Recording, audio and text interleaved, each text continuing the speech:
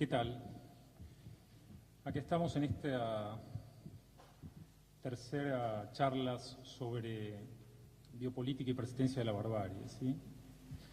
Yo estuve presente en la presentación que hizo Ricardo y me contó un poco lo que trató básicamente en la segunda. La primera, me acuerdo, digamos, esa sugerente visión de lo barbárico a partir de, enmarcado por lo menos en esos dos textos literarios claves, el texto de Conrad y Carpentier, y la segunda me contó Ricardo que estuvo trabajando el tema del Renacimiento y en parte empezó a trabajar el barroco, una cosa que en parte va a recuperar también a partir de las próximas charlas. Y lo que pensaba un poco en relación justamente a estos dos primeras charlas es enmarcar también en parte la de hoy en dos textos literarios, pero dos textos literarios que ustedes podrían conocer porque está dentro de la bibliografía seleccionada para este seminario, ¿sí? Además me parecen que son dos hitos para lo que fundamentalmente vamos a tratar hoy, que va a ser el desarrollo primario de la modernidad, el romanticismo como alternativa, y vamos a ver hasta dónde llegamos de Baudelaire. O sea, vamos a recorrer más o menos 135 años. Del texto de Swift, que ese texto imposible de repetir su título por su longitud, o sea, una modesta proposición para que los niños pobres de Irlanda, 1729, a un texto que también me parece un hito, tal vez la anticipación más clara en el siglo XIX de la sociedad del espectáculo, que es el texto de Baudelaire, que se llama Los ojos de los pobres. Si no lo han leído, invito obviamente a leerlos. Y en ese sentido, me parece que lo que en la primera charla de Ricardo, en la que estuve presente, estuvo dando vuelta constantemente, estuvo en parte enmarcando la charla, es que esa frase tan remanida de Benjamin, de la tesis séptima de la filosofía de la historia, que es que no hay ningún documento de cultura que sea a la vez también un documento de barbarie. Esa tesis dice muchas otras cosas, pero además concluye diciendo Benjamin justamente en esa tesis que está escrita en 1940, por lo menos se tiene ese data de la primera carta que le envía Adorno a principios de febrero de 1940. Después ya en septiembre Benjamin se suicidará en Port Bow tratando de escaparse del Holocausto y sus terribles consecuencias, y al ser digamos, rodeado por la policía franquista, decidirá suicidarse. Pero esa tesis, entre otras cosas, que Benjamin quería que particularmente no fueran publicadas necesariamente, sino que fueran dialogadas con Adorno y con sus otros compañeros de la Escuela de Frankfurt, concluye diciendo que la misión del teórico del materialismo histórico es justamente apartarse tanto de la cultura como de la barbarie, y dice una frase que es tan sugerente como esa que se repetía acá en la primera charla, que es: hay que peinar la historia a contrapelo, dice Benjamin. Lo que hace Benjamin acá es obviamente levantarse contra todo ese historicismo servil que ya estaba presente en ese cortejo de aduladores a partir de un término que había trabajado 15 años antes, en uno de los textos más complicados, El origen del drama barroco alemán, un texto de 1925, el concepto de asedia en tanto pereza del corazón o en tanto melancolía, diferente del concepto de melancolía que vamos a ver trabajado básicamente por los románticos y obviamente también por Baudelaire. O sea, lo que dice Benjamin acá es que el moderno de ese cortesano barroco, de ese el equivalente de ese del cortesano barroco, es ciertamente el historiador conformista. El historiador conformista que puede ser descrito con nombre y apellido, ¿no? Fustal de Coulanges o Cousin, aquellos historiadores de los cuales en definitiva Benjamin ha dedicado alguna de sus páginas, y ante el cual propone, en parte inspirado por un texto fundamental, pero también poco leído, un texto de Nietzsche sobre la utilidad, no sé si lo conocen, Las segundas intempestivas, un texto que no se editó mucho, ahora los españoles lo están volviendo a reeditar, la Argentina tiene una edición del 45, después se dejó de editar y ahora está volviéndose a editar, sobre la utilidad y los perjuicios de los estudios históricos para la vida, inspirado un poco en Nietzsche, propone justamente cepillar la historia contrapelo. Cepillar la historia contrapelo frente a esos historiadores que lo que buscan básicamente es el éxito, o como llama Benjamin, repitiendo un poco lo que dice Baudelaire, la idolatría de lo fáctico.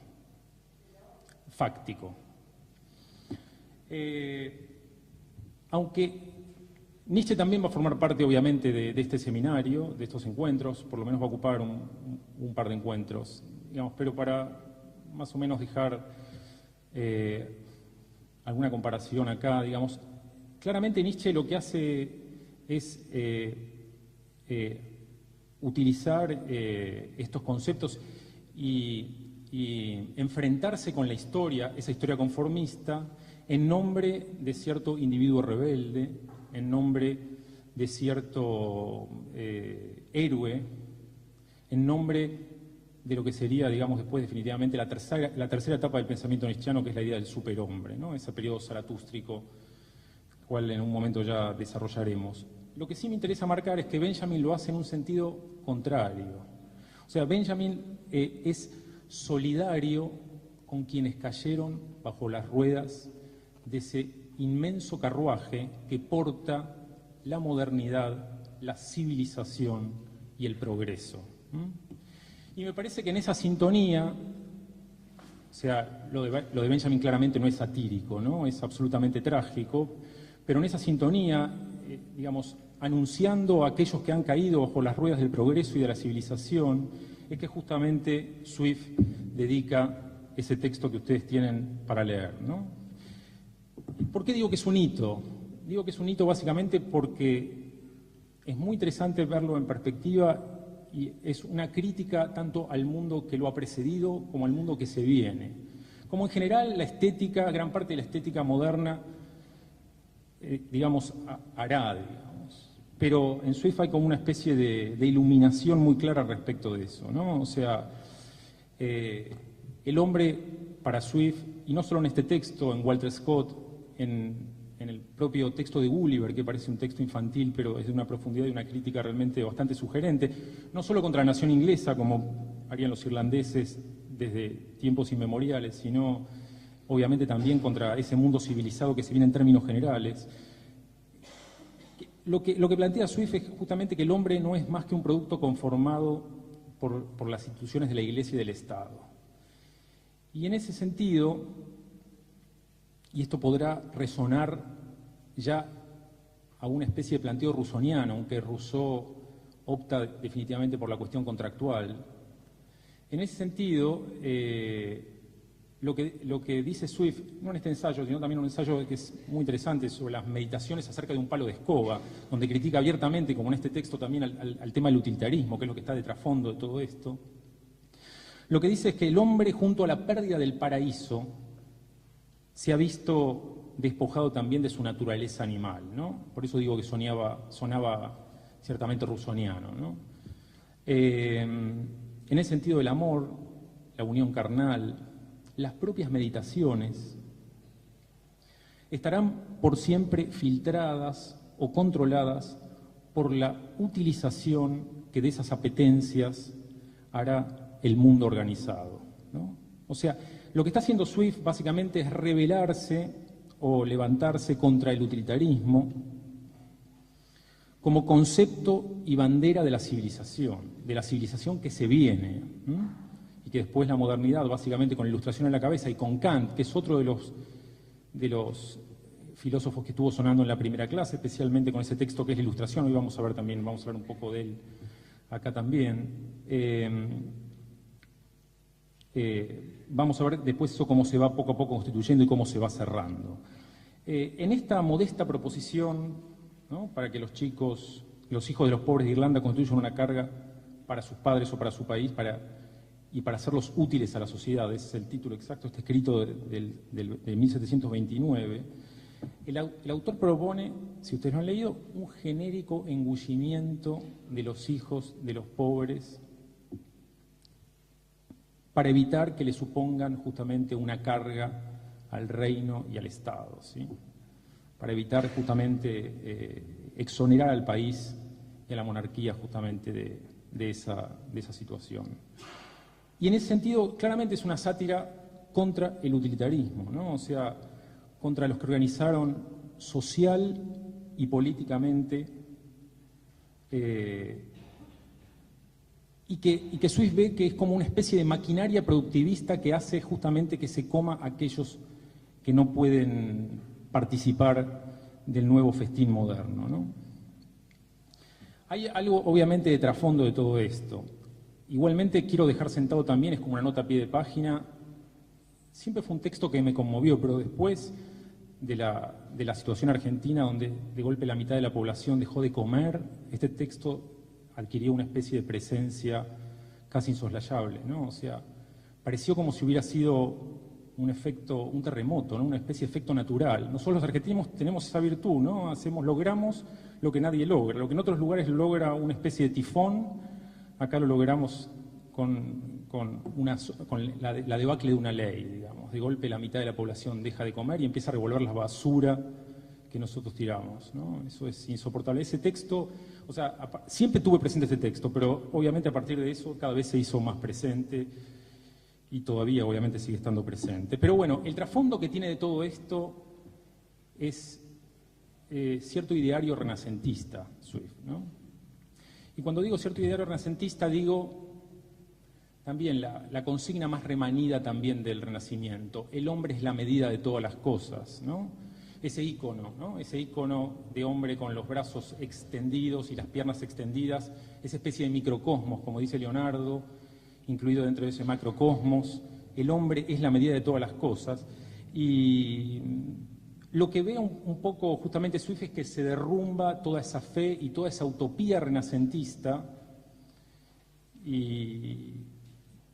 porque detrás de eso Swift cree que la utopía renacentista lo que permite es aunar, o lo que podría llegar a permitir es aunar los avances o los progresos de la ciencia con ciertos anhelos de liberación del hombre. Y todavía no ha ocurrido todo, ¿no? Porque estamos a principios del siglo XVIII y ya Swift intuye claramente algo absolutamente bestial y habla justamente de esta maquinaria productivista. Pero bueno,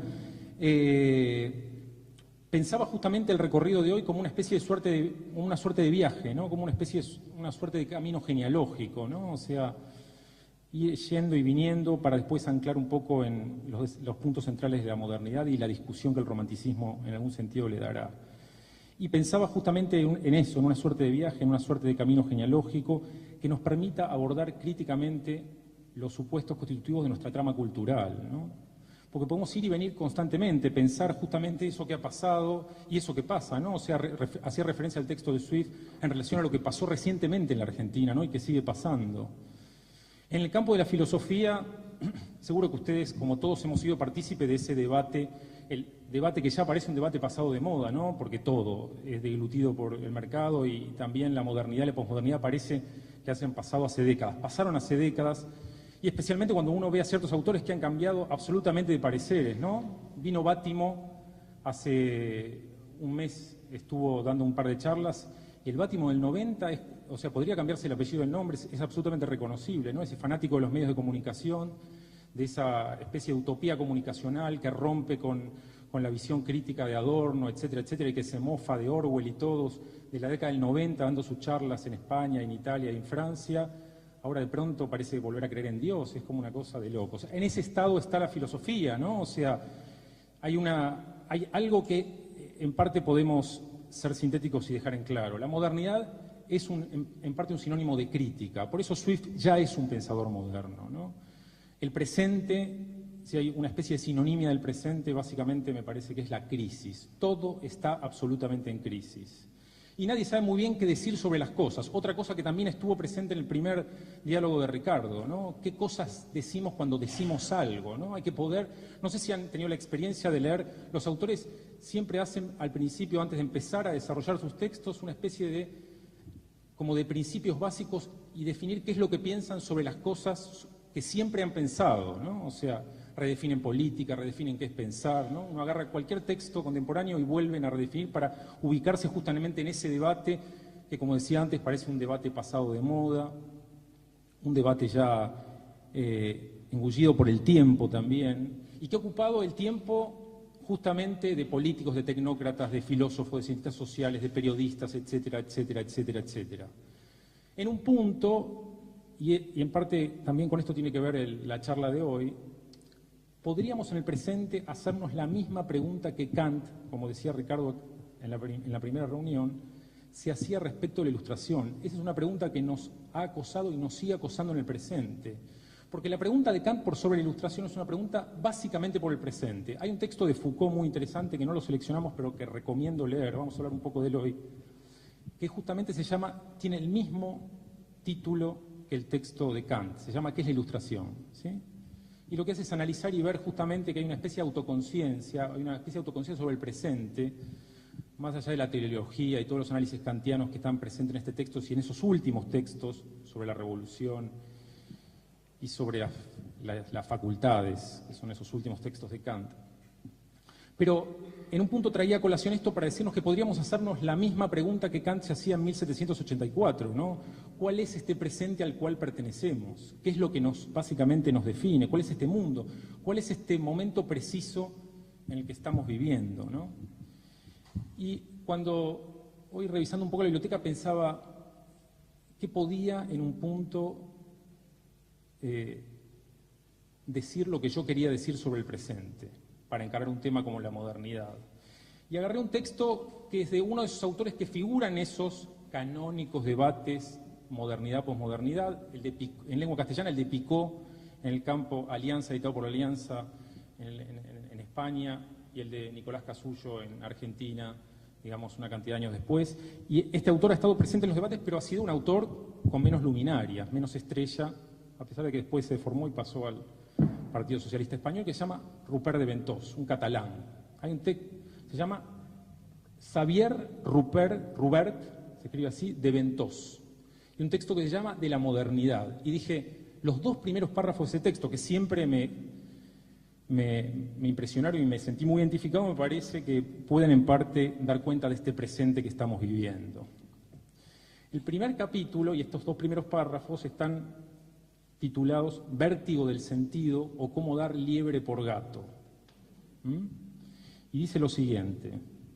Dice, desperté y busqué alrededor un acontecimiento no transformado en noticia. Una función no codificada por una institución. Un gesto que no perteneciera a un lenguaje no verbal. Una forma que no actuara como imagen. Salió a su encuentro, pero en todas partes me daban liebre por gato. Pedía un libro y me ofrecían una obra. Necesitaba un método y me enseñaban una metodología. Quería un país y me encontraba en un estado. Me bastaba un pene, pero ellos me aseguraban que yo tenía nada menos que un falo, el elemento constitutivo, decían, del orden simbólico y cultural. La policía y el sexo, el comercio y la información, todo me aparecía cada vez más sublime y cultural. Elevado, pringado por su propio valor, elevado a símbolo de la idea que encarnaba. Los objetos con los que me iba topando solo parecían existir como excipiente o viático de lo que debían vehicular. Donde quiera que dirigiera mis pasos, me encontraba con algo ya adaptado a mí de antemano, a mi percepción, a mi aceptación o a mi asimilación. ¿Por qué traigo a colación este texto? La sensación que yo tengo de encarar hoy un tema como la modernidad, o como el inicio de la modernidad y en parte la Ilustración y el debate con el romanticismo, me parece que es un poco la sensación que genéricamente da respecto de la cuestión y del presente Rupert de Ventós, ¿no? Ya no hay posibilidad de acercarse a las cosas de manera ingenua, ¿no? O sea, en Swift todavía hay cierta ingenuidad, a pesar de que hay mucha verdad. Habló en realidad Ricardo en la primera clase el vínculo entre lo infantil y la posibilidad de cambiar las cosas y la ingenuidad y todo eso como es básicamente subsumido. Ya no hay posibilidad, decía, de acercarse a las cosas ingenuamente. Una se acerca a las cosas y las cosas están cargadas de sentido, ¿no? Esa es la sensación que uno tiene.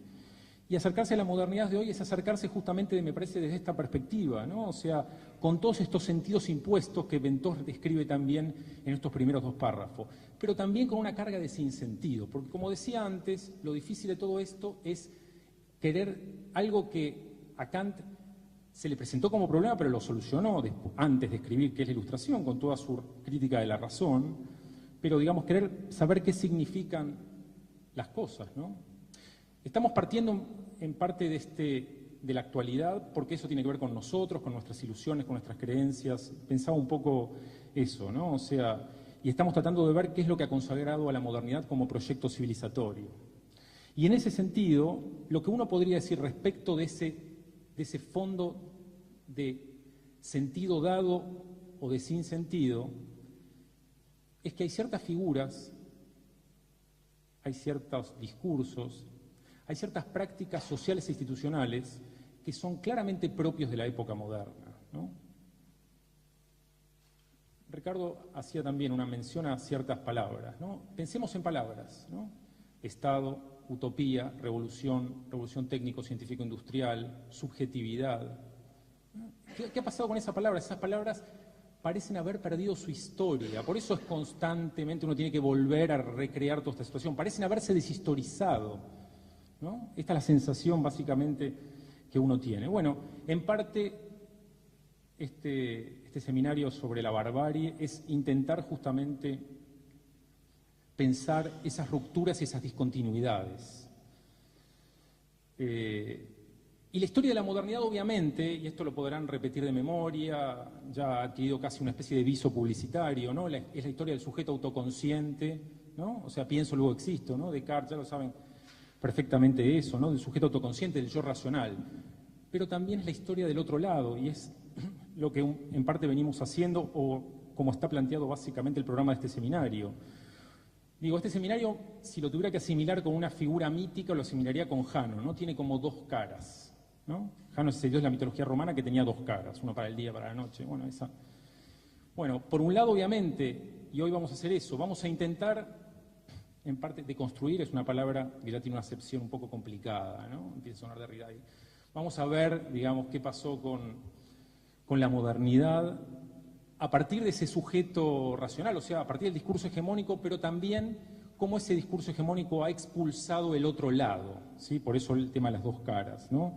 O sea, la modernidad es también la expulsión del otro lado. Y cuando digo la expulsión del otro lado, digo la expulsión de las pulsiones irrefrenables, de lo onírico, de lo nocturno, de lo volitivo, de todo eso que supuestamente el sujeto racional ha dejado de lado porque si no casi no puede sustentarse. O sea, de esta lucha constante entre racionalidad e irracionalidad. Y hablaba de viaje. Me gusta pensar respecto de la trayectoria de hoy, de este seminario, como un viaje, y si lo pienso como un viaje, no lo pienso como un viaje sobre tierra firme, sino como lo pensaba Conrad, ¿no? Que era un gran navegante, ¿no? Lo pienso porque el hombre prefiere básicamente levantar sus instituciones sobre tierra firme, ¿no? O sea, pisar justamente firmemente y conducir su vida básicamente así. Sin embargo, es más interesante concebir el movimiento bajo el tópico de la navegación arriesgada, ¿no? Porque siempre con la navegación está presente también la idea del naufragio, ¿no? Y además cierta perspectiva, ¿no? El horizonte como límite inalcanzable, que en un punto es el ideario de la modernidad, ¿no? Más de que nos invita a pensar, pero nos dice también que obedezcamos, ¿no? Porque esa es la frase completa de Kant. Sapere aude, pero atrévete a pensar, pero obedece, ¿no? O sea, hay un peligro por la cuestión anárquica, porque todo se desborde. Y en realidad no estaba tan equivocado, ¿no? Después ahí se lo ve a Baudelaire en las barricadas tratando de matar a su padre obsesivamente y ese tipo de cosas, pero ya vamos a hablar un poco de eso. Pero decía, digamos, la metafórica de la navegación me da como pauta también esa idea del naufragio y por una parte muestra al mar como una especie de límite natural y una especie de espacio como más adecuado para pensar las empresas humanas y por otra también muestra al mar, que no es la tierra, este piso, digamos, o sea, como un ámbito de lo imprevisible, como un ámbito justamente de la anarquía y en cierta medida de la desorientación. Y la palabra es un tema como clave para pensar esta cuestión, ¿no? Insisto con esa idea.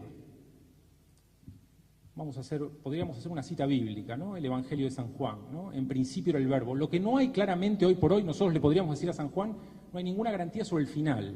Tal vez se sepa qué pasó en el principio, el verbo fue en el principio, pero hoy no sabemos muy bien qué significa el verbo.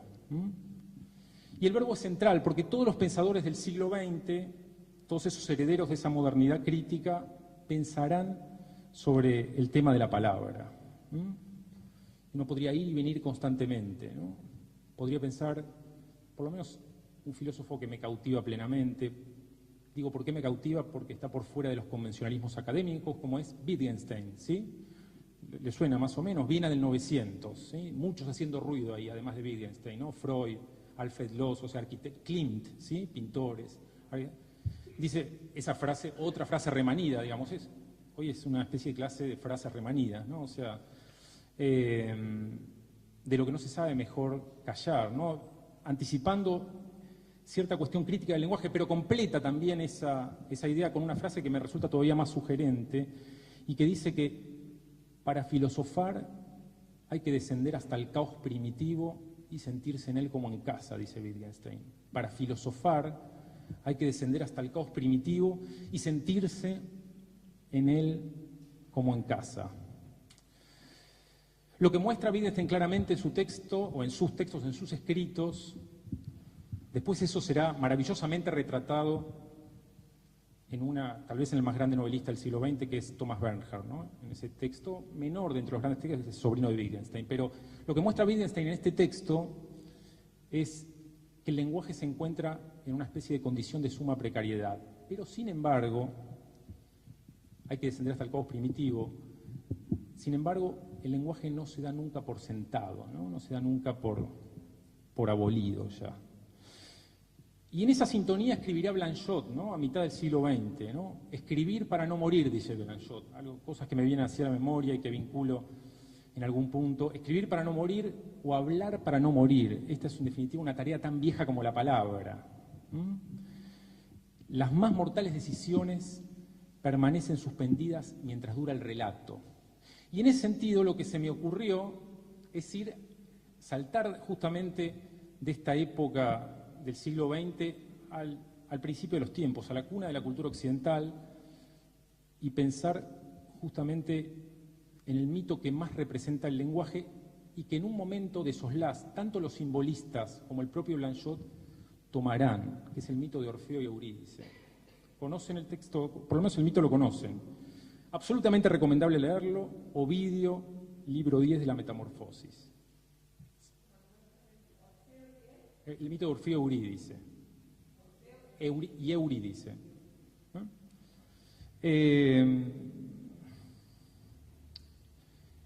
En ese libro cuenta Ovidio que Orfeo era el poeta y el músico más famoso de la antigüedad, y que con su lira guiaba a los argonautas y a todos los navegantes a llegar a buen puerto, y en las guerras, ¿no? Gran parte de los triunfos tenían que ver con esa valentía de Orfeo de ir guiando el camino. En un determinado momento se enamora de Eurídice. Vamos a hacerlo bastante simple, el texto es mucho más bello de esto que estoy yo más o menos refritando, ¿sí? En un determinado momento se enamora de Eurídice y se retira a Tracia. Ahora, lo que cuenta Ovidio es que fueron felices muy poco tiempo, porque una serpiente encantada mordió a Eurídice. Ahora, la capacidad, la palabra de Orfeo logró convencer a las divinidades del Hades de que le permitieran bajar a buscarla. E hizo eso, ¿no? Bajó al mundo de ultratumba, se enfrentó a las divinidades y logró convencerlos de que le fuera de vuelta. Cuenta Ovidio que le pusieron una sola condición, que es que se retirara de ese mundo oscuro y que solo lograra encontrarse con Eurídice cuando estuviera bajo la luz del sol. Parece que Orfeo con su lira se fue abriendo camino en ese mundo tenebroso y, asustado por esa situación, superado por la situación, nos quiero ver a nosotros en esa situación, volteó la cabeza y Eurídice se esfumó para siempre. Nunca más le fue permitido a Orfeo descender al Hades. Y Orfeo se retiró de la vida mundana, se exilió y enseñó a ciertos discípulos ciertos misterios sagrados y ciertas profecías. Las musas pusieron como homenaje justamente a Orfeo, hicieron en el firmamento una constelación con la lira para que Orfeo siempre fuera recordado.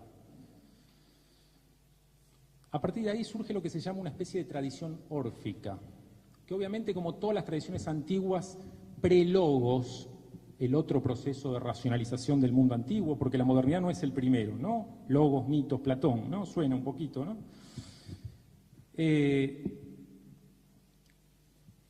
En ese sentido se construyó lo que se llama la tradición órfica, que como todas las tradiciones antiguas, pre-logos, estaba obviamente caracterizada por el culto a Dioniso, ¿no? El dios de la fertilidad, ¿no? Dioniso, Baco, de la fertilidad, hijo de Zeus y Semele, ¿sí? O sea, que nace de la nalga, se conocen toda la historia mitológica.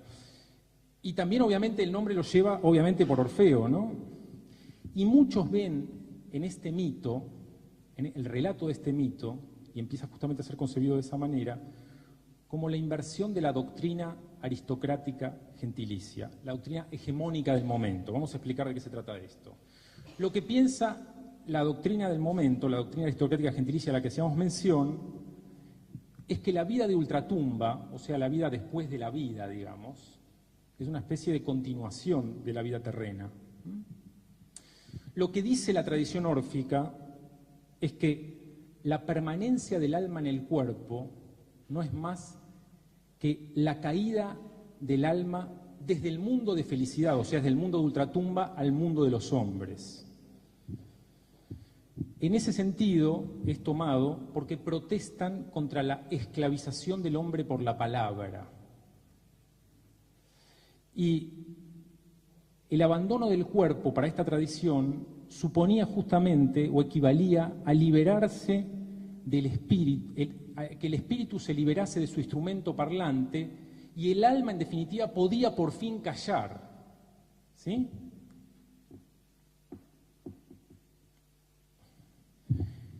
En un mundo como el de hoy, volvemos al presente, que lo único que plantea son soluciones para problemas. Yo lo experimento constantemente, ¿no? En las materias que doy en la facultad. Uno da tragedia griega y la pregunta más habitual es que Orfeo es un gil, ¿no? O sea, ¿por qué no siguió para adelante, se aguantó el darse vuelta? ¿No? Lo trágico no llega básicamente a ser comprendido, ¿no? O sea, para determinados problemas hay determinadas soluciones. Utilitarismo, suena, ¿no? Hablamos de Swift, utilitarismo, crítica, etcétera, etcétera. Estamos tratando un poco de hacer una especie de vinculación. Es inevitable, esto es lo primero que hay que entender, es inevitable que Orfeo se dé vuelta. Es verdad para aquellos que creen que la tragedia tiene que ver con el pesimismo y no tiene que ver con eso, que si Orfeo no se hubiera dado vuelta, Eurídice le hubiera sido de vuelta. Pero está la Moira ahí haciendo ruido, el destino, ¿no? Orfeo es en el cumplimiento de su destino. Y en el caso particular esto tiene que ver con el lenguaje porque Orfeo es porque canta, ¿sí? O sea, porque habla, ¿sí? Y en ese sentido, la mirada de Orfeo es todo un emblema. Es todo un emblema del gran problema que presenta hoy, que en definitiva, de trasfondo de todo esto, el problema de las palabras es un problema de comunicación, ¿no? Un problema que la modernidad ya se ha planteado, obviamente, hace mucho tiempo, ¿no? La mirada, de Orfeo es como un emblema porque esta idea, ¿no? No tiene otro objeto que la oscuridad del tú. Miren qué interesante, ¿no? O sea, la mirada de Orfeo puede ser asimilada a la experiencia de la escritura, que es una especie de espiral de paradojas donde entra la escritura, el silencio, el cuerpo, el alma. Y esta idea, cuando digo la oscuridad del tú, Orfeo al verla no la verá nunca más. Esto es la escritura, este es el problema del lenguaje y en un punto el problema de la comunicación, ¿no? Hoy por hoy eso es asignado, yo no sé si han leído algunos autores contemporáneos. El gran problema de esto, por ejemplo, uno de los causales centrales, algo que nosotros tendríamos que pensar, pero que los europeos vienen pensando obsesivamente desde hace mucho tiempo, es el problema del periodismo, ¿no? El periodismo desactiva la máquina infernal de la mirada interrogadora y del misterio, dice George Steiner en Presencias Reales, tratando de encontrar alguna de las causas del problema de la comunicación en el periodismo, en lo académico periodístico, para ser también justos en toda esa especie de refritos constantes que se hacen de los textos y que no se leen los textos de primera mano, ¿no? En la Argentina mucho no hemos pensado esto. ¿Algún autor? Bueno, hay un autor que ha pensado todo, que es Martínez Estrada, ¿no? Martínez Estrada y Radiografía de la Pampa. Hay un capítulo que se llama La Pampa y la Ciudad, donde este problema que Steiner, para ser justos, no lo plantea en la década del 80 o del 90, sino realmente en Lenguaje y Silencio, en unos ensayos que van más o menos, si son de la década del 60, pero Martínez Estrada lo piensa, el periodismo y la literatura, en el 33. Radiografía de la Pampa y la Ciudad, de ese capítulo está dedicado al periodismo, a la literatura y a ese difícil vínculo, no en el sentido órfico, pero sí en esta cuestión problemática que algunos autores contemporáneos plantean. Digo, lo que está de trasfondo de todo esto es el diálogo con los muertos, el diálogo con el más allá, ¿no? Y obviamente desde Platón y desde la tragedia, en realidad, pero desde Platón claramente, cuando eso se organizó un poco, no hemos dejado de prescindir de ese diálogo con los muertos. En el siglo XX, la problemática del lenguaje será casi asumida por la hermenéutica, ¿no? La hermenéutica, interpretación, es justamente el retorno a lo escrito, pero como palabra original, ¿no? Gadamer es tal vez el más grande, murió hace poquito, ¿no? Hace poco también se le descubrieron ciertos vínculos con el nazismo. Habría que pensar ese vínculo entre el lenguaje y el nazismo también. Pero bueno, es una cuestión biográfica que no hace mucho la cuestión. Pero Gadamer dice, el ser que puede ser pensado, que solo puede ser comprendido, dice esto lo que dice. El ser que puede ser comprendido es el ser del lenguaje, ¿no? El cogito blanchotiano será lo contrario del cogito cartesiano. Dirá, pienso, luego no existo, ¿no? El pensamiento de nuestra época, dirá Blanchot en un momento, es el ser como habla, el ser como escritura, renunciando a toda pretensión universalista. Hacia ahí vamos. El arte tiene un poco que ver con esto, ¿no? El arte tiene que ver un poco con ese mundo órfico, ¿no? Uno, cada vez que se acerca a un artista y digamos, a ese desarrollo especialmente del arte del siglo XIX, a todos los simbolistas, ve que tiene algo de eso, ¿no? Un dominio en el que todo es tenebroso, todo es ciertamente incierto, hoy más que nunca. ¿Qué es arte, no? O sea, hay arte de la cocina, arte del tejido, arte del bordado. ¿Qué es arte, no? O sea, lo mismo que pasa con la política, con la filosofía, con el pensamiento, pasa obviamente con el arte, ¿no? Pero la sensación que, por lo menos pensando en ese modelo de artista clásico, el artista como Orfeo debe descender hacia ese lugar que parece entender, en definitiva, el deseo y la noche, para decirlo en términos románticos y anticiparnos a la crítica romántica sobre el mundo racional e ilustrado. Es claro que el lenguaje vertebra el mundo humano, ¿no? O sea, y es claro también que no podemos abandonar el santuario del lenguaje, para decirlo en términos más teológicos, como algunos autores quieren decirlo hoy, ¿no? Tal vez el problema que había que pensar y que va a ser tema de cuestión de otras charlas es la problemática que a varios autores se le presenta hoy por hoy, que es el problema de lo ecuménico. Todo es ecuménico, pero en el sentido, digo, en el sentido del lenguaje, ¿no? Hay que desconfiar un poco de esa facilidad, de esa facilidad de un mundo regido por el esperanto tecnocrático y tecnológico del modelo americano del McDonald's, ¿no? Donde todo es igual en todos lados, ¿no? Ante cierto isocromismo, ante cierto esperanto del progreso material,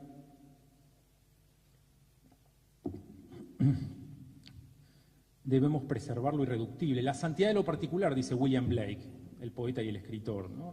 Un poco anticipando también eso hace ya casi un siglo, más de un siglo. Spinoza dijo en un momento, ¿no? El 90%, vamos a volver a Spinoza también. Spinoza dijo en un momento, el 90% del problema entre los hombres es que es una especie de diálogo de sordos, ¿no? Hay que resistir, y esto es para pensar, no es para trabajar, vamos a retomarlo sobre el final del seminario, ¿no? Hay que resistir a ese Berlitz de la comunicación total e inmediata, ¿no? Berlitz son esas guías, vio que uno aprende un idioma en 10 días, ¿no? Yo tengo la sensación de que hoy pasa un poco eso, ¿no? Y parecería ser que con el nuevo lenguaje del ordenador una lengua es una matemática, y una lengua está bastante distante de ser una matemática, ¿no? Ese nuevo cosmos del ordenador, ese algoritmo lógico propio de las supuestas lenguas internacionales de uso informático, no alberga más que un pobre dialecto anglosajón y que tiene que ver con imperativos de orden económico que dominan obviamente el mercado de la comunicación y que hacen del mercado de la comunicación absolutamente monocromático, para decirlo en términos simples y rápidos. Entonces, encarar el tema de la modernidad y de su más fiel escudero, que es la Ilustración, es pensar, como decíamos antes, en el nacimiento de la cultura moderna, del proceso de movimiento racionalizador de la cultura moderna, que, como decíamos antes, no solo acontece en este siglo XVIII, que es el siglo ilustrado por excelencia, sino que ya había acontecido en la Grecia antigua. Hablamos, obviamente, del nacimiento de la cultura moderna, del desarrollo de una ciencia objetiva, de una moral universal y de un arte y de una ley que se suponen autónomos. Vamos a ver que el arte tarda en reaccionar, ¿no? O sea, hay una especie de pseudoclasicismo que dura mucho más de lo que se supone. Tiene que venir Baudelaire a poner un poco de orden como para decir, bueno, cambiamos. Hay otro vínculo, hay otra copertenencia entre público y creador y las cosas justamente van a cambiar. Pero todavía estamos justamente en el siglo XVIII, en esa crítica, que es lo que define en parte la Ilustración, esa crítica de la visión mitológica del mundo, en esa clave que me parece que es la idea de implantar la razón en la vida. Y esto es y a partir de la pedagogía, ¿no? Ningún autor que se sepa ilustrado ha dejado de dedicar una cantidad de páginas al tema de la pedagogía. También el siglo de la Ilustración es un siglo pedagógico por excelencia. Hay un debate entre los historiadores. En principio, para dejar bien claro, podríamos decir que claramente es un movimiento cosmopolita, como decíamos recién, que pertenece al siglo XVIII, y que algunos historiadores debaten, como siempre. Vieron que siempre los ingleses y los franceses debaten de quién es cada cosa, ¿no? Uno lo ve, después lo ven en el marxismo, ¿no? Los estructuralistas franceses y los culturalistas ingleses, ¿no? Hobsbawm y Althusser, digamos, para poner.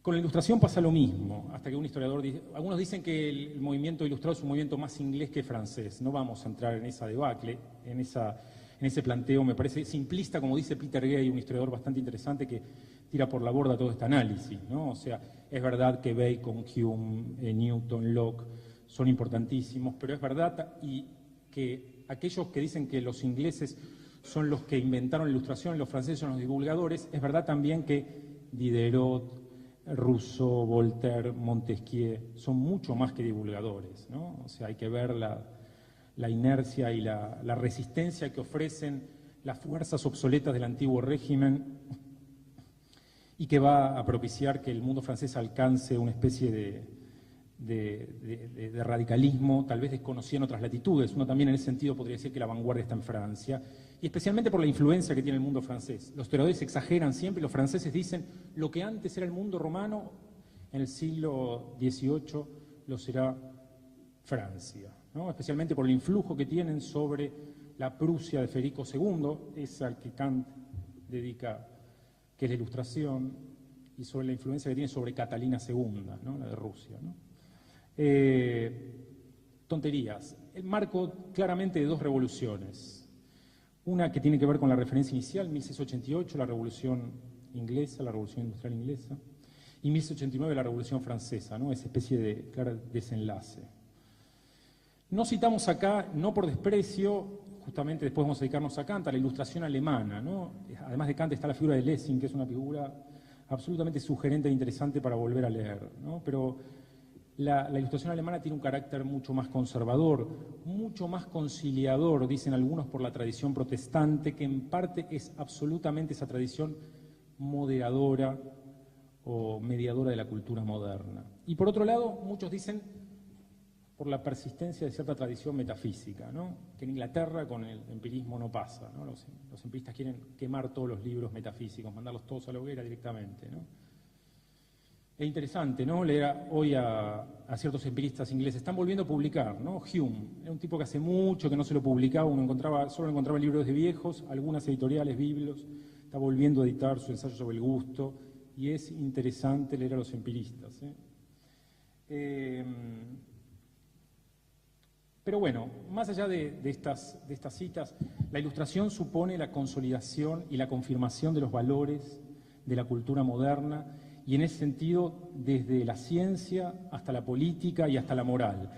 Y hay que realizar algo que es bastante interesante, que es agarrar un manual de historia de la filosofía y uno ve, se agarra el índice, que en esos manuales en general los pensadores ilustrados aparecen todos juntos agrupados, salvo Kant, ¿no? O sea, pero bueno, es de Sosláska, es un pensador ilustrado, ¿no? Pero aparecen todos como agrupados, ¿no? O sea, uno ve que resulta bastante paradójico que, digamos, dentro del campo del pensamiento se infravalore a estos pensadores que suponían, como uno encuentra en palabras de Diderot, estar viviendo el siglo de la filosofía. Qué locura, ¿no? Quizás es verdad que no conformen construcciones a prueba de toda confrontación con las grandes elaboraciones sistemáticas que obviamente el campo de la filosofía o la tradición filosófica expondrá. Pero es real también que la Ilustración no se proponía esto. La Ilustración no se propuso otra cosa que realizar la razón. Y esto quiere decir tanto sus posibilidades como sus límites. Hay algo que me parece que puede ser dicho y puede ser recordado, digamos. Es un momento, para decirlo en términos concretos, en que la filosofía se vuelve hacia el mundo, ¿sí? Y cuando digo esto, me parece que hay un mote que le cabe bien, que es el mote de filosofía militante. Condorcet, aquel autor que Habermas elige prototípicamente para explicar la Ilustración, tiene un libro entero a partir del cual explica básicamente la Ilustración, dice, en Europa hay menos hombres preocupados por profundizar la verdad y más preocupados por realizarla. No es necesario asistir a esta frase de Condorcet para darse cuenta de esto, ¿no? O sea, uno puede ver cómo el empirismo trata de incidir constantemente, por eso los invitaba a leer a los empiristas ingleses, a incidir en la marcha de la historia, obsesionadamente. Pero sin leer a los empiristas, puede ver la propagación de formas literarias que hay en este momento, ¿no? Digo, poesía, novelas, cuentos, El sobrino de Rameau, El Cándido de Voltaire, con el doctor Pangloss ahí diciendo que vivimos en el mejor de los mundos posibles. Un texto excelente. Otro texto que recomiendo leer. Creo que es una de las primeras referencias, por lo menos que yo he encontrado, o una de las más interesantes, de la Argentina.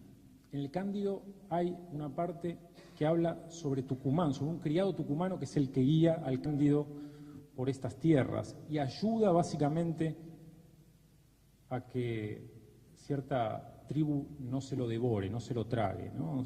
No produzca con él cierto canibalismo. Cacambo se llama, ¿no? Sí, Cacambo.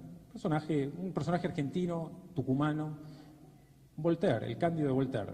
¿Sí? Un texto que se consigue ahí barato en cualquier librería de viejos y que puede leerse, es de un placer la lectura, ¿no? Uno cree que cierta literatura justamente satírica y empieza mucho más adelante con la modernidad y realmente, digamos, ahí en la cuna de la modernidad está ese texto que es un texto realmente fantástico, absolutamente apasionante, todos los devenires, todas las desgracias que acontecen para terminar cultivando, suponiendo que lo mejor es cultivar su propio huerto, ¿no?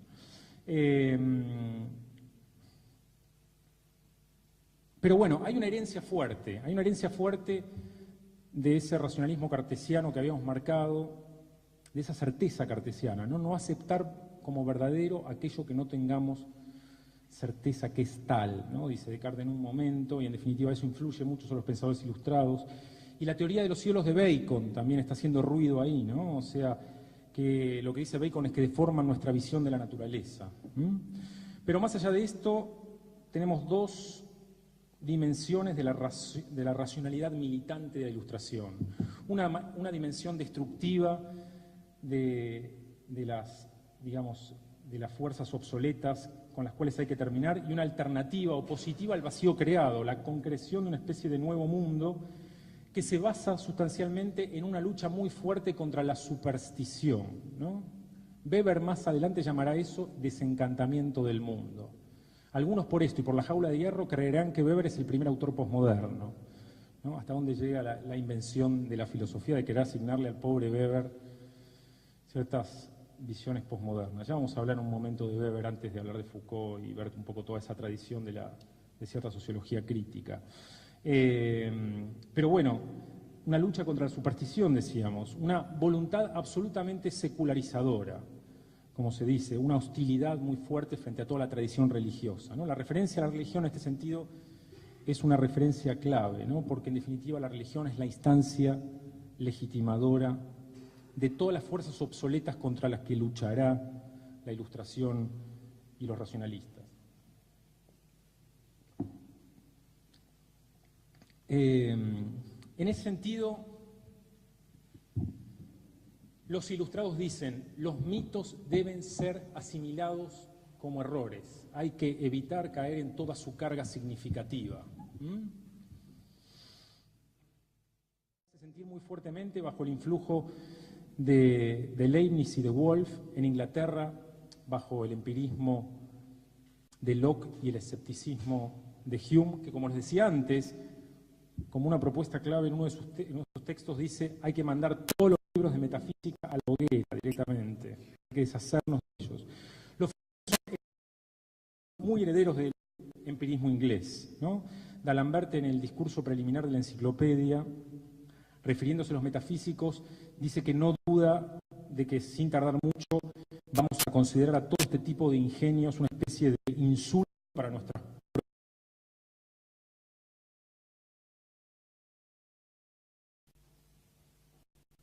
los metafísicos con los sofistas. Los sofistas, ¿vieron? O sea, siempre, ¿no? O sea, los condenó, los crucificó del siglo V antes de Cristo hasta la eternidad, digamos. Los románticos también, ahora con los sofistas, pero además asignado de locos, ¿no? Pero bueno, ya veremos un poco esa cuestión. Sinceramente, demasiado temático, hay que hablar en realidad, como hacemos constantemente en este curso, de una especie de dialéctica de la Ilustración, junto a visiones alternativas también de visiones escépticas. Y eso, en medida, es metafísico. Hay un montón de autores que hablan de lo que significa e interpretan la gran aventura racionalista como un intento desesperado por suplantar la expresión divina del mundo, pero porque el hombre está en pelotas, para decirlo concretamente, se ha quedado solo, ¿no? O sea, algunos lo dicen de manera orgullosa, pero también hay cierto escepticismo y muchos se encuentran también en cierto cultivo, muchas esperanzas en cierto cultivo de la razón instrumental de procedencia baconiana. Uno ya encuentra ahí en Bacon esta cuestión, y que también influye justamente poner al mismo nivel a los oficios de las artes y de las ciencias, al mismo nivel, al mismo lugar. Buenísimo, pero no hay que ser ingenuo, ¿no? No hay que ser ingenuo en el sentido de que es verdad que los enciclopedistas son una significación del trabajo, pero es verdad que es el triunfo de la burguesía, ¿no? Y entonces, pensar un poco las cosas en ese sentido. No en vano el siglo del triunfo de la burguesía. El contrafondo de todo esto está obviamente la ciencia. La ciencia había desviado el nombre de toda la tradición grecolatina a la que siempre ¿no? O sea, todos remitían, creo que Ricardo Claudio, supongo, o sea, a imbuirse de toda esa tradición, ¿no? Y digamos, toda esta la científica, ¿no? ¿no? Ese personaje identificado de esta época, Voltaire tiene páginas tratando de convertirlo, digamos, en el mito absoluto de la época, ¿no? Tanto que desplaza la física cartesiana, ¿no? Esa física parecía difícil de desplazar después de la ofensiva que había tenido con la escolástica y con la física medieval, ¿no? La física aristotélica, ¿no? La física del sentido común, para decirlo en términos bastante simples, ¿no? Pero bueno, hay todo un desarrollo de ramas en el campo de la ciencia, ¿no? O sea, la geología, la fisiología, la química, la biología. Y el triunfo de la ciencia, y esto me parece que nos importa particularmente, contribuyó también al desarrollo de una idea de naturaleza. De una naturaleza que lo invade todo, ¿sí? Lo invade el campo de la moral, el campo del religioso, el campo de la antropología, y de ahí a su ambigüedad, porque no creo que ninguno de ustedes sea capaz de definir cómo es la naturaleza para la ilustración, depende qué es lo que tomen, obviamente, si lo dicen desde el punto de vista rusoniano, lo podrán hacer. Pero ¿en qué se parece el concepto de naturaleza, por ejemplo, de Rousseau, del concepto de naturaleza que tiene Sade, por ejemplo? Por más que no hayan leído a Sade, o hayan visto la película, digamos, el imaginario, digamos, de toda la literatura de Sade, digamos, uno supone claramente que la naturaleza tiene poco que ver con eso. Y hablo de estos dos autores por poner dos ejemplos de un autor que ha hablado de otro, de un autor que ha hablado de otro, ¿no? Rousseau ha hablado de Sade y ha dicho que es la obra más escandalosa jamás escrita. Y de la misma manera que como hacíamos referencia a Platón, que condenó a los sofistas en ese caso en particular, Rousseau parecería condenar casi de la misma manera que Platón hace en la República, condenando las disciplinas que tienen que estudiar o no los jóvenes. Lo mismo dice Rousseau en un escrito, en sus confesiones, sobre la obra de Sade, diciendo que, por favor, que los jóvenes no las lean, porque si no estarán perdidos para siempre, ¿no? Chau, los habremos perdido para siempre. Dice en un momento, parece que todo llega a leerse y a entenderse con cierta claridad. Uno se va metiendo, dice Rousseau, poco a poco en el texto, pero uno poco a poco también va viendo que se va hundiendo en la oscuridad de los pensamientos de Sade, ¿no? O sea, en esos pensamientos irreflexivos. Y hay ciertos momentos, dice Rousseau, parece absolutamente conmovido, hay que creerle, ¿no? O sea, que es tan buen escritor además. Hay momentos en su literatura, dice, que no pueden formularse, por eso hay que evitar que esta literatura sea leída por los jóvenes. Y más allá de prestarle demasiada atención a esto, lo que es claro, y para decirlo en términos concretos y simples, que la filosofía de Sade es una filosofía del interés, seguida por el egoísmo más personal. En términos criollos, cada cual debe hacer lo que le plazca, dice Sade, ¿no? O sea, cada cual debe hacer lo que quiera. La ley es el placer de cada uno. Y esto que parece tan simple es la enunciación de una moral ciertamente compleja, porque es una moral fundada en la soledad más absoluta, ¿no? Eso es interesante, ¿no? En ese principio y en ese momento, fundada sobre la moral, sobre la soledad más absoluta, ¿no? Muy diferente, obviamente, a los principios y los banderines que esbozan los ilustrados de igualdad, fraternidad, etcétera, etcétera, etcétera, ¿no? Bastante diferente. Por eso es complejo el tema de la naturaleza y uno podría hablar que en cada autor hay un concepto, pero la naturaleza invade todo, como lo decíamos. Y en ese sentido también hay un gran despliegue en el campo que estamos hablando, el desarrollo de las ciencias humanas, ¿no? O sea, uno ve ahí el desarrollo de la ciencia política con Montesquieu y con Rousseau en El espíritu de las leyes y el contrato social. Uno ve el desarrollo de la historia con Gibbon y con Hume en Inglaterra y con Montesquieu y con Voltaire en Francia.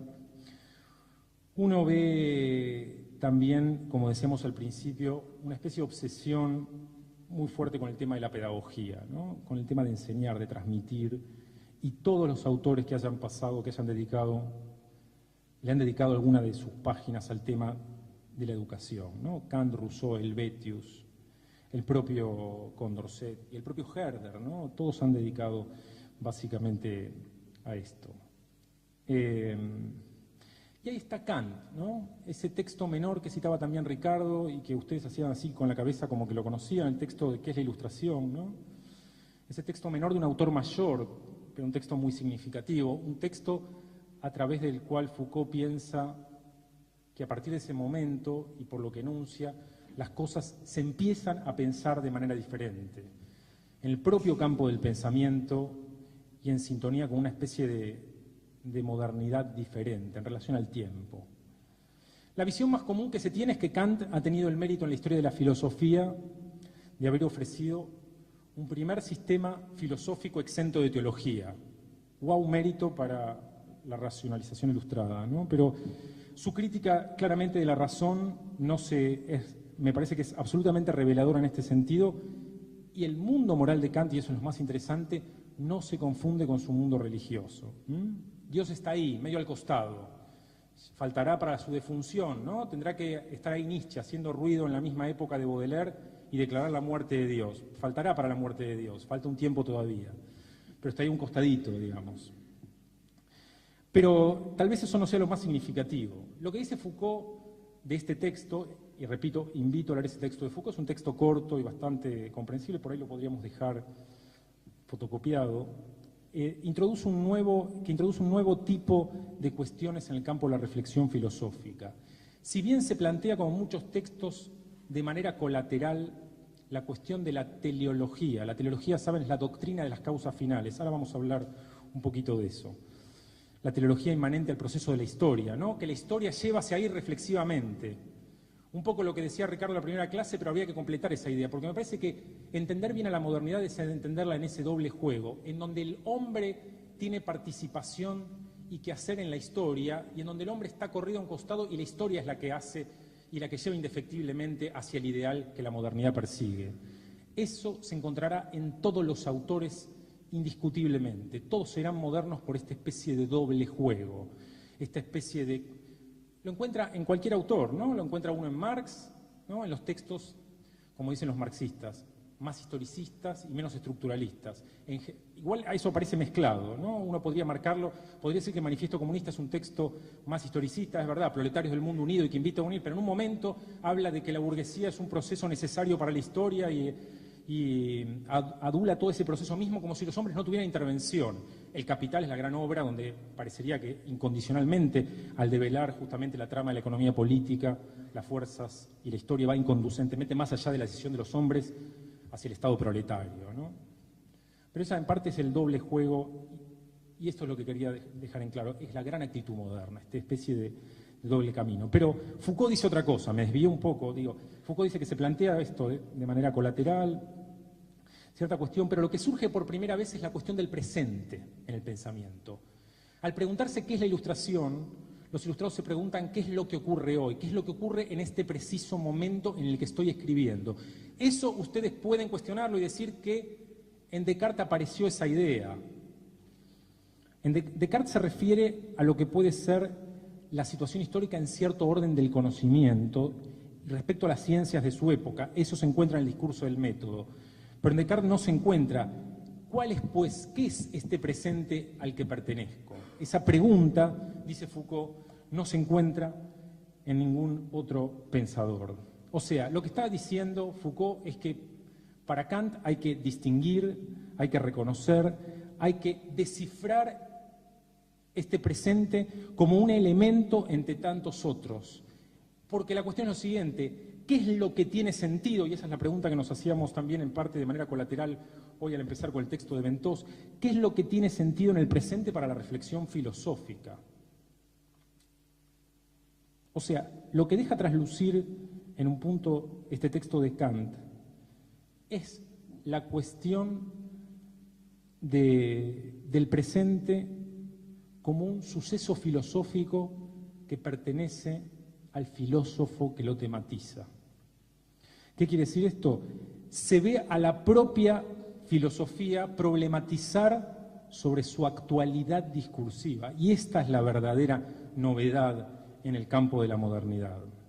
Y todo esto va a caracterizar justamente a la filosofía en tanto discurso de la modernidad y sobre la modernidad, porque no es que la modernidad se planteó ser moderna por primera vez. Las épocas anteriores también ha empezado la modernidad.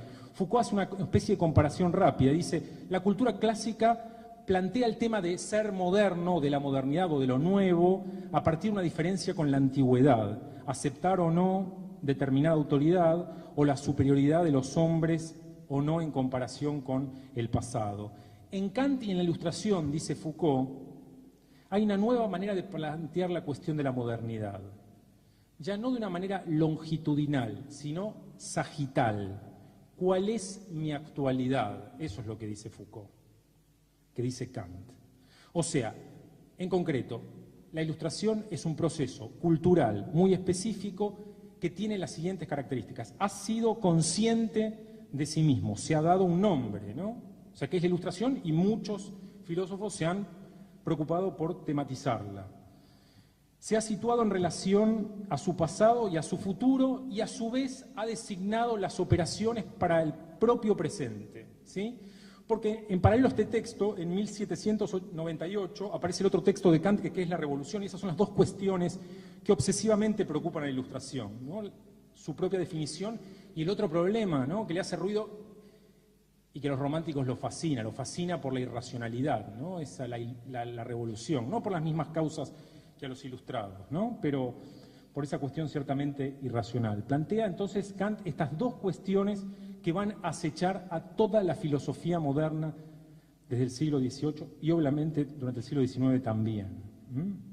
Entonces, este texto de Kant, como muestra Foucault, no es un episodio más en la historia de las ideas, sino que es un suceso ciertamente muy singular que inaugura la modernidad europea e inaugura una especie de proceso permanente que se manifiesta en la historia de la razón, en el desarrollo y en la instauración de formas de racionalidad y técnica y en la autonomía y la autoridad del saber.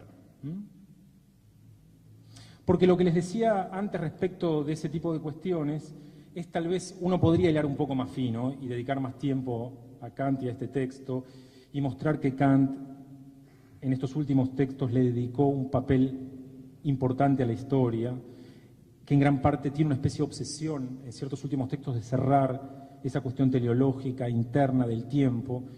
O sea, esa cuestión de ver, cuando digo la teleología, de ver hacia dónde la historia se dirige, ¿no? Hacia dónde se dirige la historia, ¿no? Ahora, la definición más famosa de la Ilustración es la definición que se decía aquella vez, y alguno de ustedes repetía, ¿no? Es aperia ude, atrévete a pensar. Esa salida de la minoría de edad, esa propuesta, dejemos de ser niños y de que otros piensen por nosotros, ¿sí? Pensemos por nosotros mismos. Después dice, no, hay una razón pública, una razón privada, hace una distinción.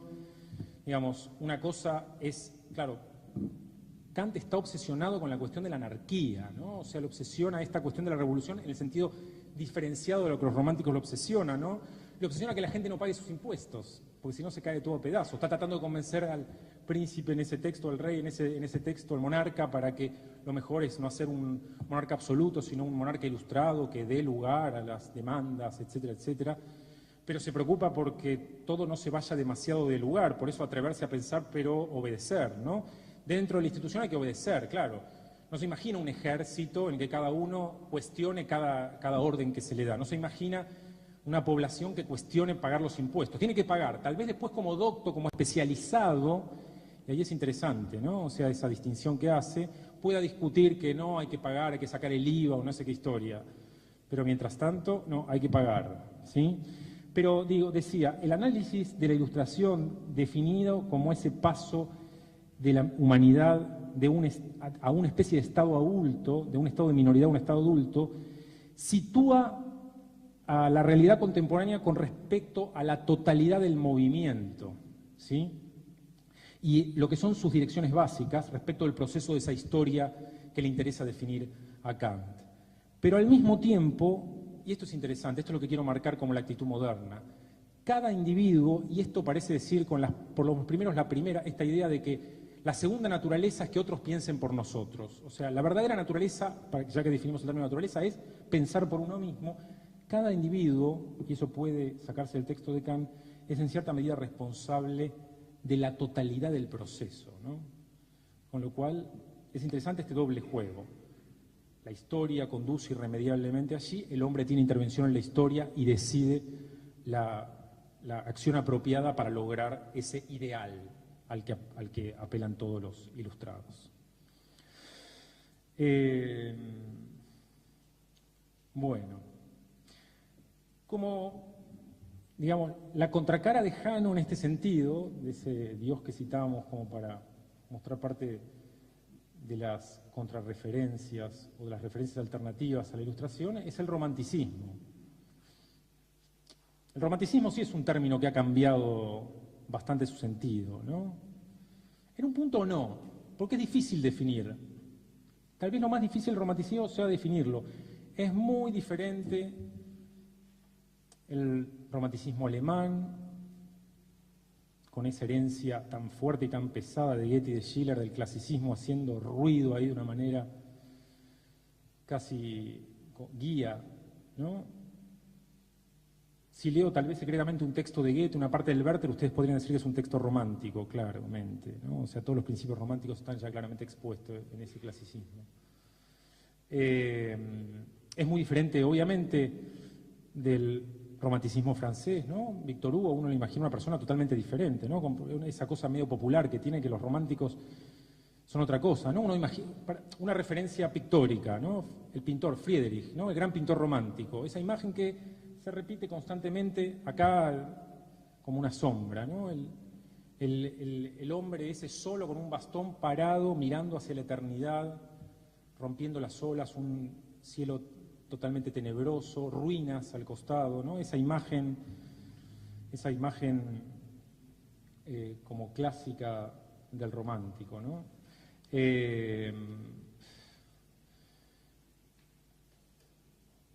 Y en ese punto me parece que la clave como para definirlo, por lo menos a mí es una idea que me gusta mucho, digamos, la vehemencia, ¿no? Tal vez el movimiento más vehemente, el movimiento cultural más vehemente, que nace muy cercano, digamos, ya a cuando la Ilustración había triunfado en el siglo XIX, muy cercano al siglo XIX, cuando ya también había triunfado el clasicismo, decía, de Goethe y de Schiller, al que básicamente en un principio pretendían completar.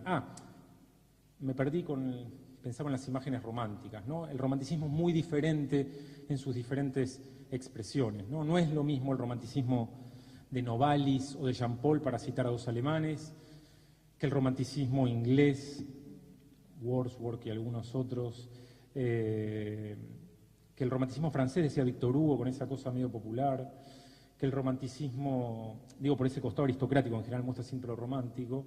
Digo, el romanticismo de Leopardi, ¿no? El romanticismo italiano, que es un poco más tardío o español, Leopardi ahí con esa especie de nociología neoplatónica, ¿no? Una cosa extraña. Pero a partir de esto, uno podría decir que lo difícil es definirlo, ¿no? O sea, es claro que no es necesariamente una prolongación o consecuencia natural de las fases que han precedido, básicamente que lo han precedido, ¿no? Ni siquiera es una reacción ante ellas. La mayoría de los críticos enuncian que, más allá de los manuales que han simplificado la cuestión romántica, diciendo que, como yo dije al principio, simplificando, que la contracara es el romanticismo. En un punto es la contracara, pero si vemos, la mayoría de los teóricos dice que, en definitiva, el romanticismo lo que intenta es, en parte, completar, mostrar la Ilustración que solo por el camino de la razón la cuestión no va, ¿no? Un poco la frase que dije antes me parece que da un poco de esa idea, ¿no? O sea, no tienen sensibilidad ante el oscuro, ¿no? O sea, hay que incorporar esa parte que el racionalismo ha dejado de lado.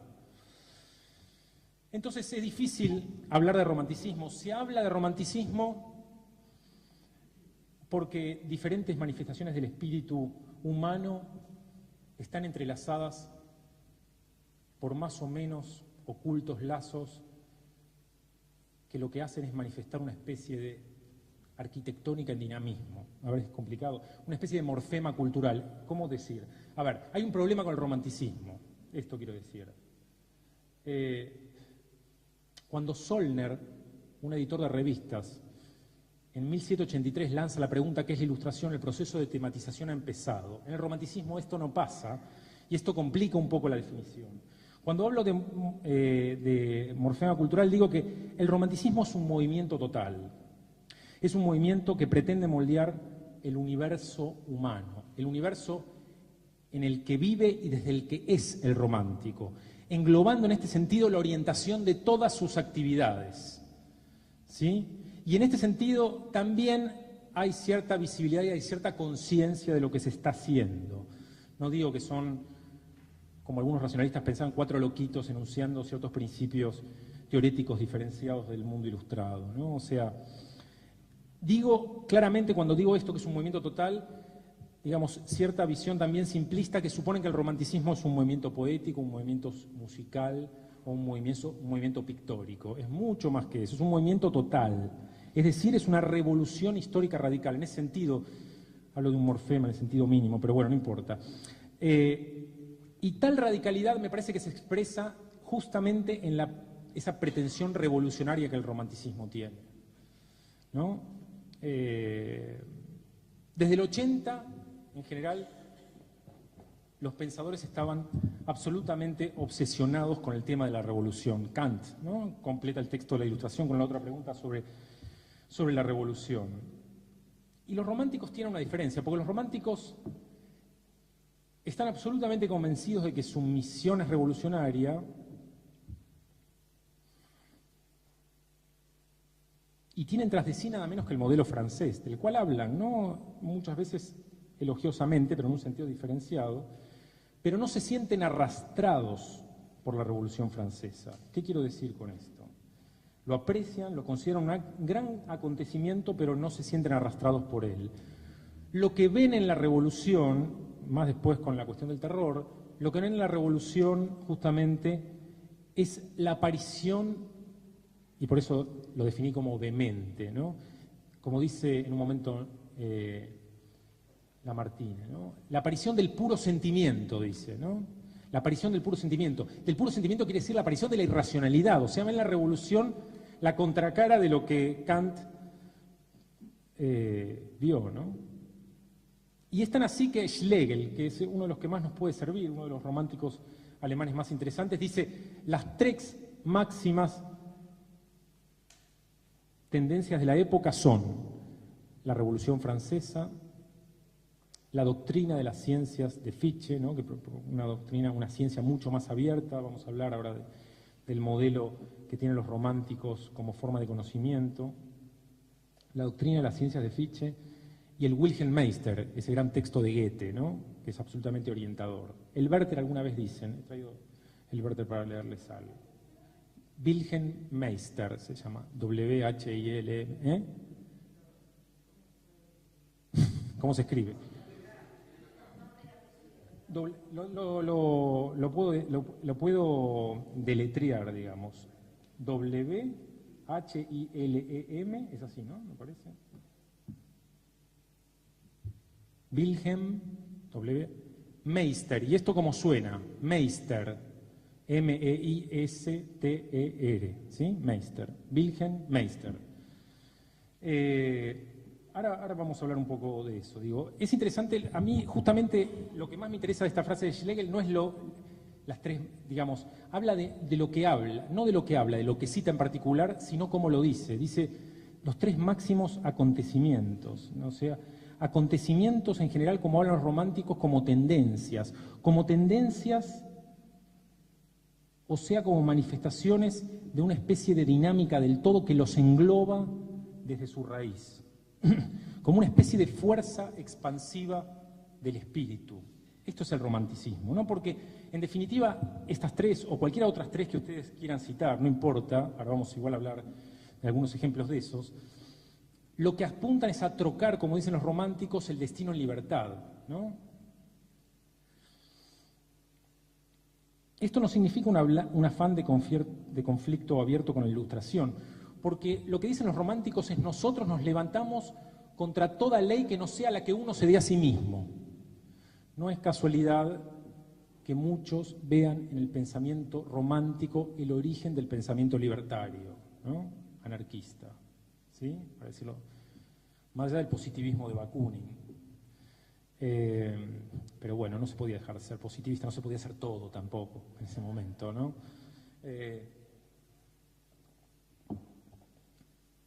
Pero, bueno, al romanticismo todos lo ven como antecedente de todo, ¿no?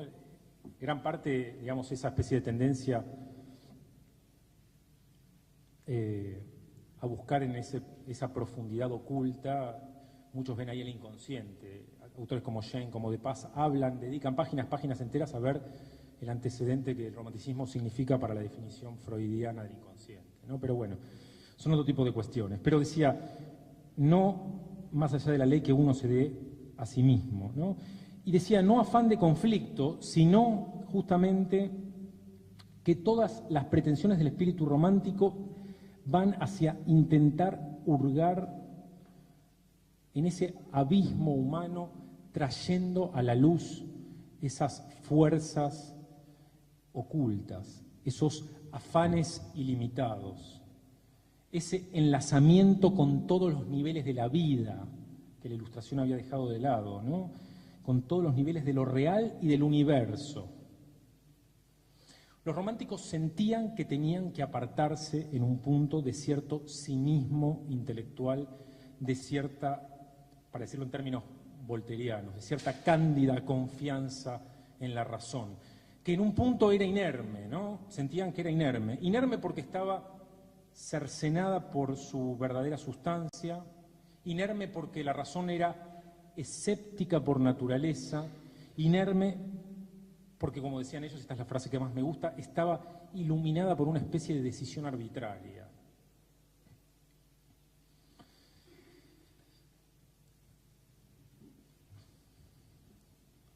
Hay una frase que realmente me fascina y que puede dar cuenta claramente de lo que es el romanticismo. Hay una frase de Novalis que dice: lo que es visible puede contener lo invisible, lo audible, lo inaudible, lo palpable, lo impalpable.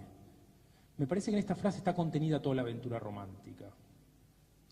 ¿Y por qué digo esto? Digo porque me parece que acá uno puede pensar un concepto al cual todos los románticos en general adhieren, que es ese concepto que todos llaman de unidad-totalidad, o de, en términos latinos, coincidentia oppositorum, ¿sí? Ahora vamos a ver. No es algo nuevo en la historia de las ideas, ¿no? Heráclito en el siglo V ya había dicho algo parecido sobre Dios, ¿no? Dios es el día y la noche, Dios es el invierno y el verano, Dios es la guerra y la paz, Dios es la saciedad y el hambre, Dios es todos los opuestos, decía Heráclito, ¿no? Recurrir a todos los pensadores antiguos y hasta cierta cuestión premoderna es constante en los pensadores románticos. Ahora, decía que ahí estaba contenida toda la aventura romántica, porque la idea de unidad-totalidad es la idea a la que quieren acceder todos los románticos. Es la categoría suprema y última que, si leen algún texto, ustedes pueden verlo expresado de diferentes maneras. Puede ser expresado bajo, digamos, dicho como cuando los románticos hablan de la armonía, hablan de Dios, hablan de la totalidad, hablan del infinito, hablan del todo, hablan de lo absoluto. Están hablando de esa justamente unidad-totalidad. Priva el ansia por querer alcanzar un estado de absoluta armonía y de conocimiento absoluto. Querer saberlo todo, eso es el romanticismo. Querer abarcarlo todo, o sea, querer ser todo, ¿no?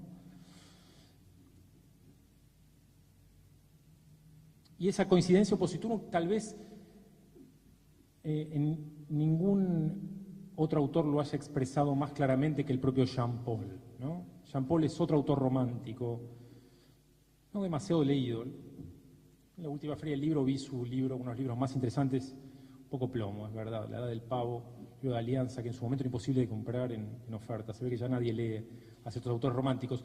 Jean Paul expresa constantemente esta idea, ¿no? Esta idea, este juego opositor, este juego tanto que tiene un texto fantástico, maravilloso, que aparece Cristo negando la propia existencia de su Padre, o sea, de Dios, ¿no? O sea, y hay una especie de juego constante entre los opuestos. Pero bueno, hablar de opuestos, querer saberlo todo, querer abarcarlo todo, tiene que ver con la búsqueda de cierto mundo paradójico, con la búsqueda de cierta tensión, de cierto mundo supremo, de rescatar ciertos secretos y entrañables registros que invaden a todo el ser, ¿no? Eso es lo que expresan todo el tiempo los románticos. La perspectiva y es una crítica tanto al mundo que lo ha precedido como al mundo que se viene. Como en general la estética, gran parte de la estética moderna, digamos, hará, digamos. Pero en Swift hay como una especie de iluminación muy clara respecto de eso, ¿no? O sea, el hombre para Swift, y no solo en este texto, en Walter Scott, en el propio texto de Gulliver, que parece un texto infantil, pero es de una profundidad y una crítica realmente bastante sugerente, no solo contra la nación inglesa, como harían los irlandeses desde tiempos inmemoriales, sino obviamente también contra ese mundo civilizado que se viene en términos generales. Lo que plantea Swift es justamente que el hombre no es más que un producto conformado por las instituciones de la Iglesia y del Estado. Y en ese sentido, y esto podrá resonar ya a una especie de planteo rusoniano, aunque Rousseau opta definitivamente por la cuestión contractual. En ese sentido, lo que dice Swift, no en este ensayo, sino también un ensayo que es muy interesante sobre las meditaciones acerca de un palo de escoba, donde critica abiertamente, como en este texto también, al tema del utilitarismo, que es lo que está de trasfondo de todo esto. Lo que dice es que el hombre, junto a la pérdida del paraíso, se ha visto despojado también de su naturaleza animal, ¿no? Por eso digo que sonaba ciertamente rusoniano, ¿no? En ese sentido, el amor, la unión carnal, las propias meditaciones estarán por siempre filtradas o controladas por la utilización que de esas apetencias hará el mundo organizado, ¿no? O sea, lo que está haciendo Swift básicamente es rebelarse o levantarse contra el utilitarismo como concepto y bandera de la civilización que se viene, ¿no? Y que después la modernidad, básicamente con la Ilustración en la cabeza y con Kant, que es otro de los filósofos que estuvo sonando en la primera clase, especialmente con ese texto que es la Ilustración, hoy vamos a ver un poco de él acá también. Vamos a ver después eso cómo se va poco a poco constituyendo y cómo se va cerrando. En esta modesta proposición, ¿no?, para que los hijos de los pobres de Irlanda constituyan una carga para sus padres o para su país y para hacerlos útiles a la sociedad, ese es el título exacto, está escrito de 1729, el autor propone, si ustedes lo han leído, un genérico engullimiento de los hijos de los pobres para evitar que le supongan justamente una carga al reino y al Estado, ¿sí? Para evitar justamente exonerar al país y a la monarquía justamente de esa situación. Y en ese sentido, claramente es una sátira contra el utilitarismo, ¿no? O sea, contra los que organizaron social y políticamente y que Swift ve que es como una especie de maquinaria productivista que hace justamente que se coma a aquellos que no pueden participar del nuevo festín moderno, ¿no? Hay algo obviamente de trasfondo de todo esto. Igualmente quiero dejar sentado también, es como una nota a pie de página, siempre fue un texto que me conmovió, pero después de la situación argentina, donde de golpe la mitad de la población dejó de comer, este texto adquirió una especie de presencia casi insoslayable, ¿no? O sea, pareció como si hubiera sido un terremoto, ¿no? Una especie de efecto natural. Nosotros los argentinos tenemos esa virtud, ¿no? Logramos lo que nadie logra. Lo que en otros lugares logra una especie de tifón, acá lo logramos con la debacle de una ley, digamos. De golpe la mitad de la población deja de comer y empieza a revolver la basura que nosotros tiramos, ¿no? Eso es insoportable. Ese texto, o sea, siempre tuve presente este texto, pero obviamente a partir de eso cada vez se hizo más presente y todavía obviamente sigue estando presente. Pero bueno, el trasfondo que tiene de todo esto es cierto ideario renacentista, Swift, ¿no? Y cuando digo cierto ideario renacentista, digo también la consigna más remanida también del Renacimiento: el hombre es la medida de todas las cosas, ¿no? Ese ícono, ¿no? Ese ícono de hombre con los brazos extendidos y las piernas extendidas.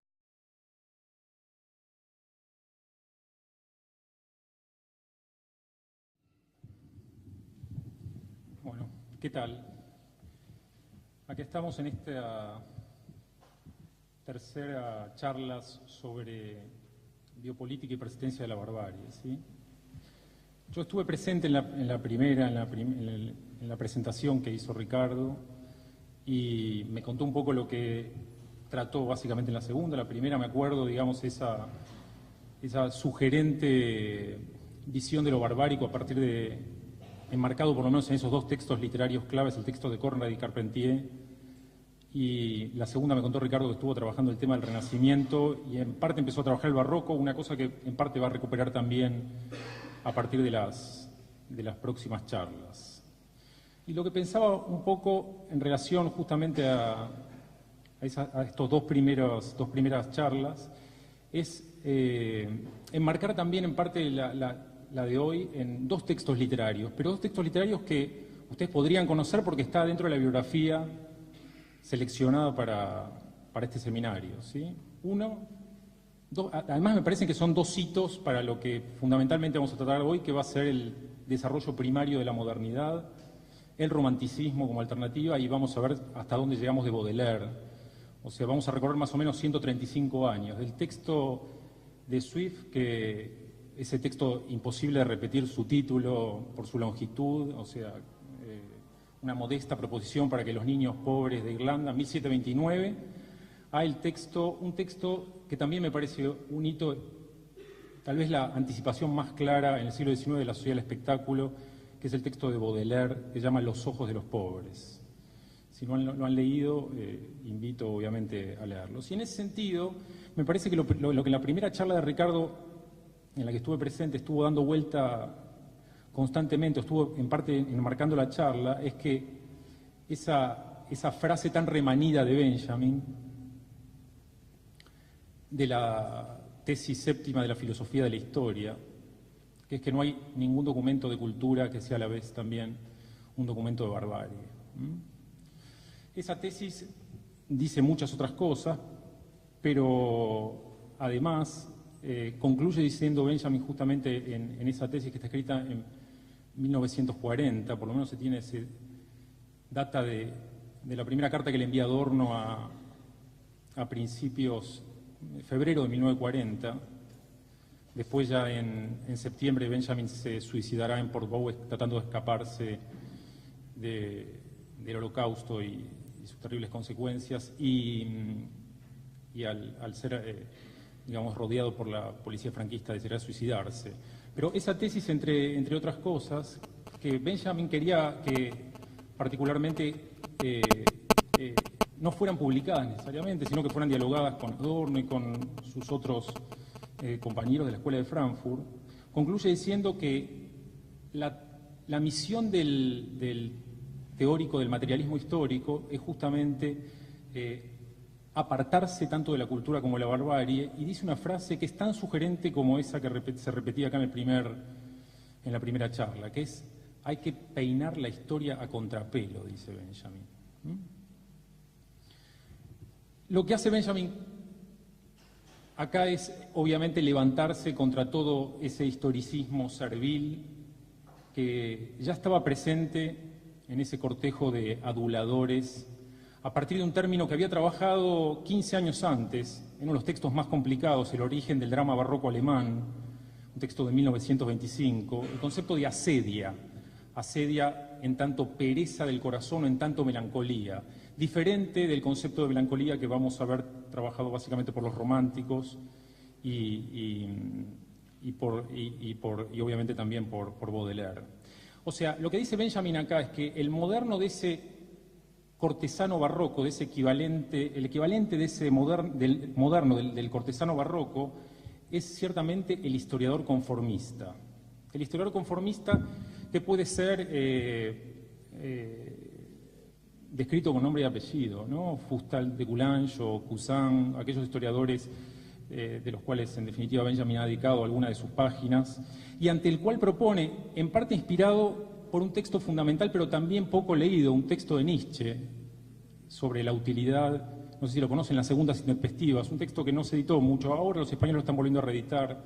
En Argentina tiene una edición del 45, después se dejó de editar y ahora está volviéndose a editar, sobre la utilidad y los perjuicios de los estudios históricos para la vida, inspirado un poco en Nietzsche, propone justamente cepillar la historia contrapelo. Cepillar la historia contrapelo frente a esos historiadores que lo que buscan básicamente es el éxito, o como llama Benjamin, repitiendo un poco lo que dice Baudelaire, la idolatría de lo fáctico.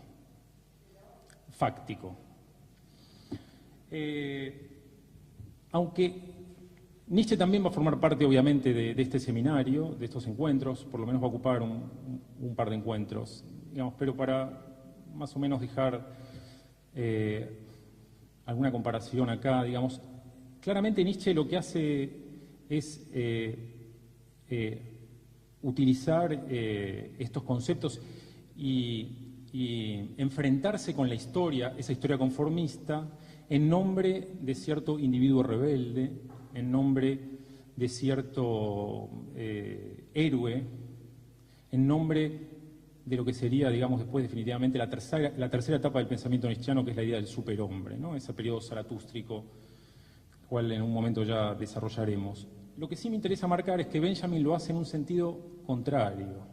O sea, Benjamin es solidario con quienes cayeron bajo las ruedas de ese inmenso carruaje que porta la modernidad, la civilización y el progreso.